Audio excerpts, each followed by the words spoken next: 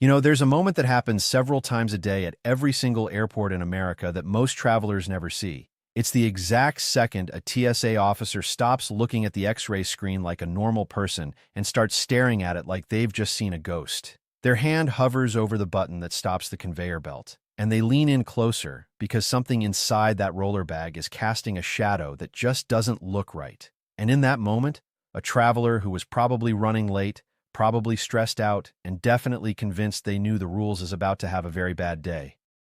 Maybe it's a family heirloom knife wrapped in a sock. Maybe it's a souvenir bullet keychain they forgot to take off their backpack. Maybe it's a brand new butane-powered curling iron they bought specifically for this trip because they wanted to look good for vacation photos.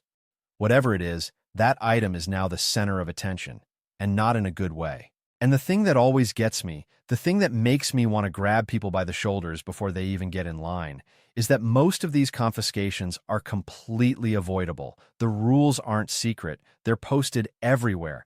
But we're humans, and humans have a tendency to assume the rules apply to other people, or that the rules are just suggestions, or that the rules won't apply today because it's early and the officer looks tired. So let me ask you something, and I genuinely want to know your answer. Have you ever had something confiscated at a TSA checkpoint that you genuinely believed was allowed? And if so, what was it? And did you argue with the officer or just take the loss and walk away? Drop that story in the comments because I promise you, the answers are going to be wild, and we all need to learn from each other's mistakes before we make them ourselves. Seriously, scroll down after you finish this and leave that comment because the stories people tell about what they've tried to bring through security are sometimes funnier, sometimes scarier, and always more educational than any official government pamphlet could ever be. And while you're thinking about that, I want you to consider something else. The rules changed in 2026. Not dramatically, not in a way that made front-page news, but in a bunch of small, sneaky ways that are going to catch people off guard. If you're still packing the same way you packed in 2023 or 2024, you might be in for a rude awakening when that conveyor belt stops and that officer leans in. So let's walk through this together, from the moment you zip your suitcase to the moment you're sitting at the gate, and let's make sure you actually know what's going to fly and what's going to get you flagged. The biggest myth I hear from travelers, and I mean the absolute most persistent piece of misinformation, is that the TSA is primarily looking for weapons or explosives. And yes, technically that's the mission. But the reality of what triggers an alarm, what gets a bag pulled, and what leads to a pat-down is much stranger and much more mundane. The TSA is looking for anything that doesn't belong, anything that could conceivably pose a threat, but also anything that their machines have been programmed to flag. And in 2026, with the rollout of advanced CT scanners at nearly every major airport, those machines are seeing everything with far greater accuracy than ever before. There's no more hiding a weird shape behind a thick book. There's no more hoping the officer won't notice that your toiletries bag is a little too bulky. These new machines create 3D images that rotate on the screen, allowing officers to examine an item from every single angle without ever opening your bag. It's incredible technology, but it also means that the old trick of, "I'll just bury it at the bottom," is officially dead. So if you're packing something you're even slightly unsure about, assume it will be seen, assume it will be questioned, and assume you might have to explain yourself. Let's start with the stuff that feels obvious, but somehow trips people up every single day. Firearms. You would think this goes without saying, but the number of guns confiscated at checkpoints every year is genuinely alarming. We're talking thousands upon thousands of firearms, and the majority of them are loaded. The excuse is almost always the same. "I forgot it was in there." Maybe you used that bag for a hunting trip last weekend. Maybe you carry for self-defense in your daily life and just didn't think to clear it before you packed. But here's the hard truth that officers hear, but travelers don't seem to internalize. Forgetting doesn't exempt you from the consequences. In 2026, if you bring a firearm to the checkpoint, even accidentally, you are looking at a federal civil penalty that can easily exceed $4,000, and that's if you're lucky and the local police decide not to press charges. If you're traveling internationally and you mistakenly leave a bullet casing in the bottom of your bag, you could be looking at detention overseas because some countries have zero tolerance for ammunition of any kind. The rule, and it is strict, is that firearms are allowed only in checked baggage. They must be unloaded. They must be locked in a hard-sided container, and you must declare them to the airline at check-in. That's it. No gray area, no exceptions. And please, for the love of everything, check your bags before you leave the house. Turn them inside out if you have to. Now, let's talk about the stuff you might not think of as weapons, but the TSA absolutely does. I'm talking about the contents of your junk drawer, the stuff you grabbed on your way out the door because you didn't have time to sort through it. That multi-tool on your keychain with the 2-inch blade, banned from carry-ons, and in 2026, the TSA has reversed any previous leniency on foldable utility knives. Even if the blade is tiny, even if you swear you forgot it was there, it's coming out of your bag, and it's either going in the trash or you're going back to the counter to check your bag, which means missing your flight. That corkscrew you packed because you're heading to a wine country vacation? If it has a blade, it's prohibited. Those nice scissors in your craft kit? If they're longer than 4 inches from the pivot point, they can't go in your carry-on. And here's a weird one that actually happened at Baltimore Washington International Airport not too long ago. A woman came through with a bag full of Batman throwing knives, actual batarangs. She told officers her fiancé let her borrow his suitcase and she had no idea they were in there. Now, I want you to think about that for a second. Who borrows a suitcase without opening it? Who has a fiancé with a dedicated batarang bag? The point is, the officers see this stuff every day. They are not easily surprised, but they are thoroughly unamused. If you are heading to a cosplay convention or a martial arts tournament, ship your gear ahead of time. Do not try to bring nunchucks, throwing stars, spear guns, or replica weapons of any kind through a security checkpoint. Even if it's obviously a toy, even if it's a plastic lightsaber from a children's party, if it can be mistaken for a weapon, it can cause a security evacuation and land you on a no-fly list faster than you can say, but it's just a prop. Here's where it gets really interesting, though, and this is the part that most travelers don't fully grasp until they're standing barefoot in a plastic bin wondering where they went wrong. The TSA's rules aren't just about pointy objects, they're about chemistry, physics, and the terrifying reality of what can happen in the cargo hold of an airplane at 35,000 feet. That's why the rules around batteries and electronics have gotten so much stricter. Lithium batteries, the kind that power basically everything we own, are a known fire risk. If they short-circuit, they can overheat and ignite, and a fire in the cargo hold is much harder to fight than one in the cabin. So the rule is simple, but often violated. Spare lithium batteries must be in your carry-on. Not your check bag, your carry-on. That includes power banks, loose AA lithiums, and those backup chargers you bought on Amazon.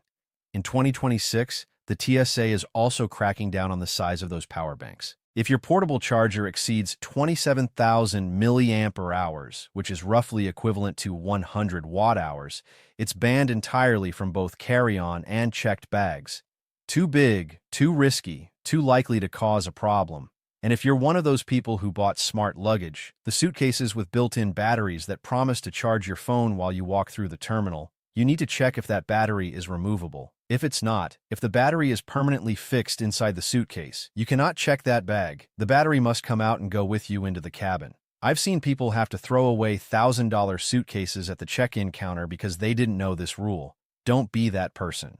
The vaping situation has also evolved, and not in a direction that favors the vapor. Vape pens and e-cigarettes have always been regulated, but the 2026 guidance is explicit. They must be in your carry-on, and they must be empty. The devices themselves are allowed, but the liquid, even if it's in a small container, is subject to the same liquid rules as everything else. And here's the part that catches international travelers. Many countries have outright banned vapes. Mexico, Thailand, Qatar, and others now have strict prohibitions with penalties that include jail time. If you're flying out of the US with a vape in your pocket and you're connecting through a country with strict laws, or if you're planning to bring it into a country where it's illegal, you are taking a massive risk. The TSA might let you through, but customs on the other end might not be so forgiving. Now, let's wade into the murky waters of items that are legal in your state but illegal at 30,000 feet. Cannabis, marijuana, weed. Whatever you call it, it is still illegal under federal law, and airports are federal jurisdictions. That means that even if you have a medical card from California, even if you just bought it legally in Colorado, even if it's a tiny CBD gummy that you swear has no psychoactive effects, you cannot bring it through a TSA checkpoint. The officers are not necessarily looking for your personal stash, but if they find it while they're searching for something else, they are required to refer it to law enforcement. And that law enforcement could be airport police, who answer to federal jurisdiction. I've seen people miss flights over a single joint. I've seen people fined thousands of dollars for a small bag of edibles. And in some countries, like the United Arab Emirates or Singapore, even trace amounts on your luggage can result in decades in prison. The risk is not worth it. Leave it at home. Buy it when you get there if it's legal, but do not try to transport it by air. This brings us to the 311 rule, which has been around forever but still manages to confuse people. Liquids, gels, aerosols, creams, and pastes must be in containers that are 3.4 ounces or less. All of those containers must fit inside a single quart-sized, clear zip-top bag, and each passenger gets one bag. That's the rule. It hasn't changed, and it's not going to change, despite what you might have heard about new scanners allowing you to leave liquids in your bag. Yes, some airports have advanced scanners that can handle liquids without requiring them to be removed, but that does not mean the 3.4-ounce limit is gone. It means you don't have to take them out of your bag. The limit still applies, and in 2026, enforcement on certain liquids has actually tightened. For example, aerosol deodorants over 3.4 ounces are now officially banned from carry-ons, even if they're labeled as travel-friendly. Stick deodorant is fine. Powder is fine. But if it's a pressurized can and it's too big, it's getting tossed. Speaking of powders, there's a rule that a lot of fitness enthusiasts and parents are running into. Powdered supplements over 12 ounces, things like protein powder, creatine, even baby formula, are subject to additional screening. The officers may need to open the container and swab the powder for explosives. This doesn't mean the powder is banned, but it does mean you should pack it in an easily accessible place and expect a delay. If you're traveling with a large container of protein powder, consider putting it in your checked bag to avoid the extra scrutiny.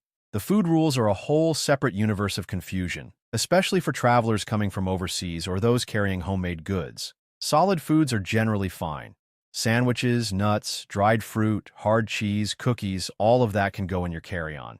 But the moment that food becomes spreadable, scoopable, or pourable, it's subject to the liquid rules. That means peanut butter, hummus, yogurt, jam, syrup, and even creamy cheeses have to follow the 3.4-ounce rule. You cannot bring a full-size jar of Nutella through security unless you're willing to check it. And for international arrivals into the U.S., the rules from Customs and Border Protection are even stricter. Fresh fruits and vegetables, many meats, dairy products, and even certain types of rice are prohibited because they can carry pests and diseases. Travelers from India, for example, have been caught trying to bring in mangoes, ghee, paneer, and homemade snacks like thapla, only to have them confiscated at customs. The key with international travel is declaration. If you're unsure about a food item, declare it. The penalties for not declaring can be much worse than the penalty for bringing a prohibited item and admitting it. Now, here's a category that always surprises people because it sounds so niche but happens more often than you'd think: camping and outdoor gear. If you're heading to a national park or a music festival, you might be tempted to pack your gear in your carry-on to avoid lost luggage. Don't. Tent stakes, trekking poles, camp stoves, and fuel canisters are all problematic. Tent stakes are pointy and look like weapons. Trekking poles have sharp tips. Camp stoves often have residual fuel that makes them flammable. And fuel canisters, even empty ones, are banned because the residue can ignite. You cannot bring a butane canister for your camp stove in checked or carry-on luggage. You have to buy that at your destination. The same goes for things like bear spray, which is absolutely prohibited because it's a pressurized aerosol designed to incapacitate. If you show up at the airport with bear spray in your bag, you're going to have a very tense conversation with law enforcement. Let me tell you about something that happened at Washington Dulles Airport that perfectly illustrates why these rules exist and why the TSA does things that sometimes seem annoying, like making you take off your shoes. Officers were screening a carry-on bag and noticed something odd in a pair of flip-flops. Upon closer inspection, they found a utility blade carefully hidden inside the sole, under the cushioning, as if someone had deliberately cut it open and slid the blade in. The passenger tried to go through security with a concealed blade in their footwear. Now, do you understand why we take off our shoes? Do you understand why the officers seem suspicious of everything? It's because people try to hide things. And while that passenger probably faced a fine, the incident serves as a reminder that the security process, inconvenient as it may be, is responding to real attempts to bypass it. But not every prohibited item is nefarious. Some are just outdated or misunderstood. For years, travelers have been confused about things like lighters and matches. Here's the 2026 update. Disposable and Zippo lighters without fuel are allowed in checked baggage. But if they have fuel, they need to be in a DOT-approved case. And even then, only 2 per passenger are allowed. Torch lighters, the kind that shoot out a jet flame, are generally prohibited because they're considered too hazardous. Matches are also restricted, with safety matches sometimes allowed in carry-on but strike-anywhere matches banned entirely. It's confusing, I know, and that's why you should always check the TSA's website before you pack. One of the most common sources of confiscation, and frankly one of the saddest, is souvenirs. People buy something cool on vacation, a knife from a Renaissance fair, a replica sword from a museum, a piece of artillery shell from a Civil War battlefield, and they try to pack it in their carry-on because their checked bag is already full. The TSA does not care how cool it is. They do not care that it was expensive. They do not care that it's a family heirloom. If it's prohibited, it's either getting confiscated or you're missing your flight while you go back to check it. I've seen a grown man almost cry over a ceremonial dagger his grandfather gave him. He had to choose between the dagger and the flight. He chose the flight, handed over the dagger, and walked to his gate with nothing but regret. Ship your souvenirs home. It's cheaper than buying a new flight. Now let's talk about the single biggest change for domestic travelers in 2026. And it's not about what's in your bag. It's about what's in your wallet. The real ID enforcement phase has officially begun. As of February 1st, 2026, if you are flying domestically and you do not have a real ID-compliant driver's license or another acceptable form of identification like a passport or military ID, you cannot simply talk your way through security. There is a process, but it's not what it used to be. You now have the option to pay a $45 fee to use a system called TSA Confirm ID. This is an identity verification process that attempts to confirm who you are through other means. You can even pay the fee in advance online. But here's the catch, and it's a big one. This process can take up to 30 minutes. It is not guaranteed to work, and if it fails, you will not be allowed through security. So if you show up without proper ID, you might be paying $45 and still missing your flight. The message from the TSA could not be clearer. Get the real ID. Check your license right now. If it doesn't have a star in the corner, or if you're in a state that uses a different marking, you need to go to the DMV and get one before you book your next trip. This is also a good moment to talk about the human element. TSA officers are people. They have discretion, they have bad days and good days. They have the power to make your life miserable or to help you out. I've watched officers patiently explain to a frantic mother why she can't bring her full-size sunscreen through, and I've watched them lose patience with a businessman who thinks the rules don't apply to him. The way you treat these officers matters. If you're polite, if you listen, if you accept the decision without arguing, things will go much more smoothly. If you're aggressive, if you try to lecture them about the law, if you refuse to comply, you will be waiting longer, you will attract more attention, and you might find yourself in a private room answering questions you don't want to answer. The checkpoint is not the place to make a stand. It's the place to get through as quickly and quietly as possible. There are also items that are allowed, but will almost certainly get you pulled aside for additional screening. I'm talking about things like large quantities of cash. There's no rule against carrying money, but if you have more than $10,000, you have to declare it to customs on international flights. And even domestically, a brick of cash in your bag is going to look suspicious on the X-ray. Similarly, if you're carrying medical equipment, especially syringes or liquid medications in quantities larger than 3.4 ounces, you need to declare them at the checkpoint. It helps if the medications are in their original packaging with pharmacy labels. It helps even more if you have a doctor's note or a prescription. But even with all that, be prepared for additional screening. The officers have to verify that the liquid is what you say it is, and that sometimes means opening the container. The rules around sharp objects in checked baggage are also worth understanding. You can pack knives in your checked bag, you can pack tools, swords, even axes in your checked bag, as long as they're sheathed or securely wrapped to prevent injury to baggage handlers. But there are still things you cannot pack anywhere. Explosives, fireworks, flammable liquids like gasoline or paint thinner, and corrosive materials like acids are all completely banned. If you're moving and you need to transport these things, you have to use a shipping service that specializes in hazardous materials. You cannot just put them in a suitcase and hope for the best. One of the stranger categories is the "it's allowed, but why would you bring it" category. Live lobsters are allowed, believe it or not, as long as they're in a clear, spill-proof container. Christmas lights are allowed. Toy lightsabers are allowed. Antlers, as in deer antlers, are allowed. But just because you can bring something doesn't mean you should. Think about the screening process. Think about how that item looks on an X-ray. Think about the questions you're going to have to answer. Sometimes the smartest packing decision is to leave something at home, even if it's technically allowed, just to avoid the hassle. The 2026 updates have also clarified the rules around self-heating meal kits, the kind that use a chemical reaction to heat up food without a flame. These are now banned from both carry-on and checked luggage because the heating elements are considered hazardous materials. If you're heading into the backcountry and you rely on these meals, you need to buy them at your destination or find an alternative. The same goes for certain types of batteries. If you have a battery pack that's swollen, damaged, or doesn't have its capacity clearly labeled, it might be confiscated. The officers don't want to take risks with batteries that could explode. Now, I want to paint you a picture of what happens when you get caught with something you shouldn't have. The conveyor belt stops. The officer calls for a supervisor. Another officer comes over, and they start digging through your bag. They pull out the item, hold it up, and ask you if this is yours.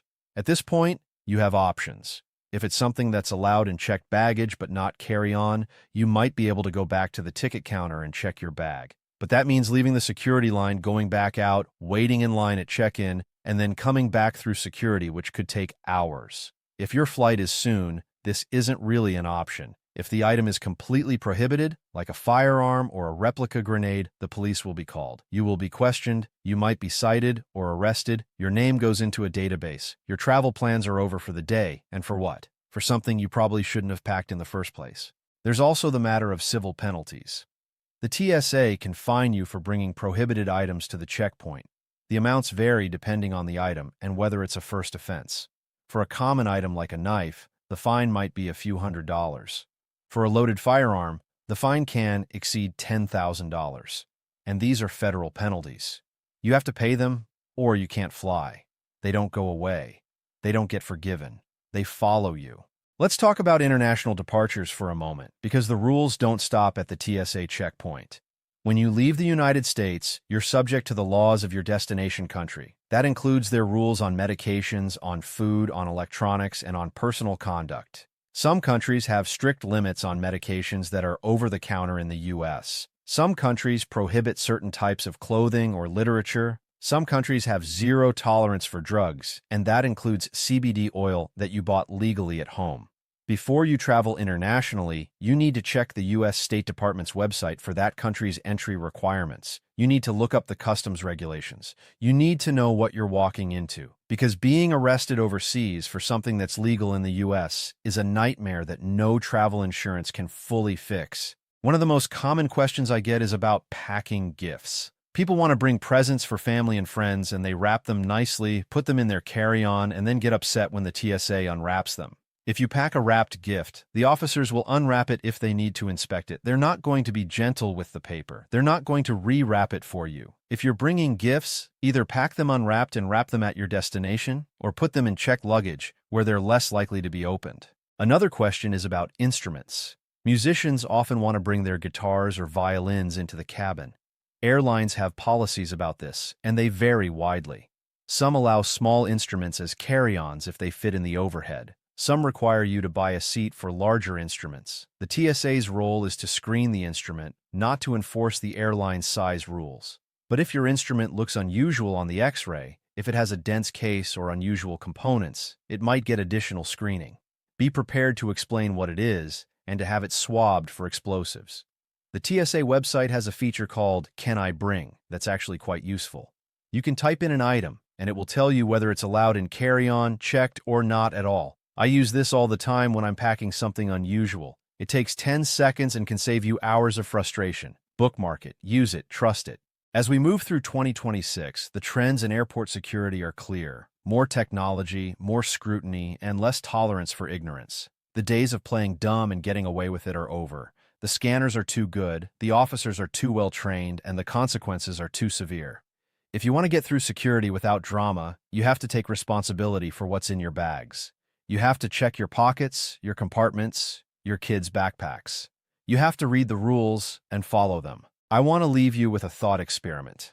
Imagine you're standing at the checkpoint and you've just put your bags on the belt. You're waiting to walk through the metal detector. In about 30 seconds, an officer is going to see everything you packed. Is there anything in there that's going to make them stop the belt? Is there anything that's going to make them call for a supervisor? Is there anything that's going to make you late for your flight? If you're not absolutely sure, now is the time to double check. Now is the time to pull that item out and put it in your car or throw it away. Because once that bag goes into the tunnel, you've lost control of the situation. Travel is stressful enough without adding a security incident to the mix. The rules exist for reasons that sometimes seem obscure, but are almost always rooted in real incidents, real threats, and real lessons learned the hard way. By understanding what's allowed and what's forbidden, by respecting the process and the people who enforce it, you can move through the airport with confidence. You can be the traveler who breezes through while everyone else is frantically repacking at the bench. You can be the one who knows that your butane curling iron has to go in your carry-on, that your power bank is under the limit, and that your ID has that little gold star. And when you get to your gate with time to spare, you can sit back, relax, and watch the chaos unfold around you, grateful that you took the time to get it right. Now seriously, scroll down to the comments and tell me your story. What did they take from you at security? What did you fight for and lose? What did you successfully sneak through before you knew better? I want to hear it all because those stories are the real education. They're the warnings we need to hear from people who've been there. And who knows? Your comment might be the one that saves someone else from making the same mistake. Safe travels, watch your bags, and I'll see you in the next one.